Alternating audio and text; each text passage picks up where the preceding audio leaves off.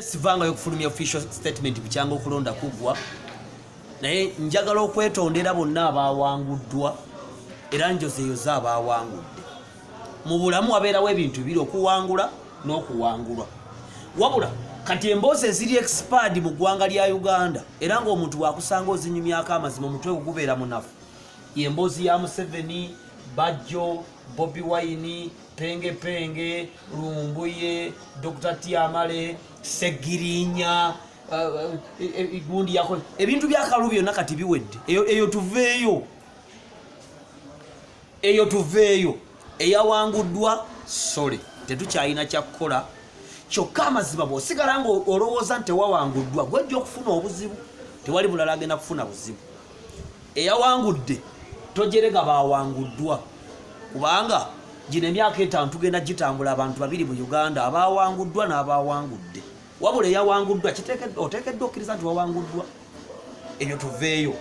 kiki tugenda ofokasinga ku Bajjo events oba akaabye Museveni oba akoze eki yagenda kulayira Bobi Wine bamuwangudde Penge ali bweru wa ggwanga talina asuubiridda Lumbuye gyali akola ebye Dr. Tiamale abuza ajja n'ayogera kino n'ayogera kiri n'onyiiga ate bwotyo what are we going to do emyaka gino etaano egiddako tugenda kufokasinga ku bintu bino tugenda kufokasinga ku Katonda nabagamba bangi abajja ne bankopperera ne bakwata Bayibuli ne boogera scriptures ezitaliiyo I don't mind about that one but ekituufu kiikino for God and my nation o Uganda may God uphold abavubuka naddala abaana abato n'abantu tulina engeri gye tulakingamu okumanya Katonda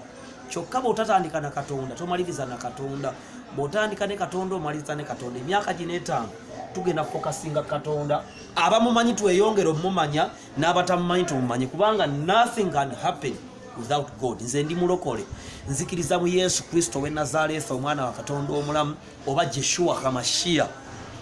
ekyokubiri tugenda fokasinga ku mirimo economics kubanga bwejjogera ku economics bangi bagamba tetulina mirimo naye bw'oba tulina mulimo wajja wa smartphone ojja wa data owa buli lunaku kitegeeza olina omulimo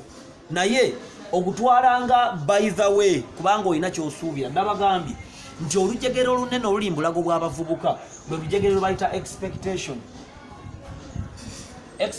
olujegere oluli mu bavubuka ate abasomyeko obuzibu bwa Uganda si be bavubuka abatasomye wabula be bavubuka abasomye abaagala okugaggawala amangu nga n'akatono ke balina bakanyooma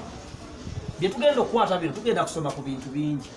nze nina 7,000 plus move ahead nawandiika abaana ne batuuka n'omukulembeze w'eggwanga ng'abantu tebamanyi kubanga bw'oyogera ebintu eby'amakulu ku social media abantu bakujerega bujerezi naye abaana bwenna be nawandiika nga nina ennamba yo nga mwoli mu kitabo abaagala ebyuma abaagala okusoma abaagala okusomesa obusomesa bwa tekiniko ekyo twakimala dda kubanga nayita abantu abajja ne bajja abanjerega ne banjerega nentoba Mukama nankwate kuba nze ndi mulokole buli kimu kikwasa Saala Mukama nankwatirako ensonga za 7,000 n'abaana ne bakolwako mu 7,000 abagenda okusoma mulinde bate tekiniko abagenda okufuna ebyuma baliyo bagenda okusoma muli mugenda okufuna ebyuma byammwe tugenda kwesigama nnyo ku magezi ag'enjawulo mu myaka gino etaano waliwo abasajja abawandiisa obutabo obw'amakulu bwe twesigamyeko nze nnoonya abantu balina amakulu omuntu ajja kunjerega naye nze nnoonya muntu alina kyangattako waliwo omukulu yawandiika obutabo waliwo kabagamba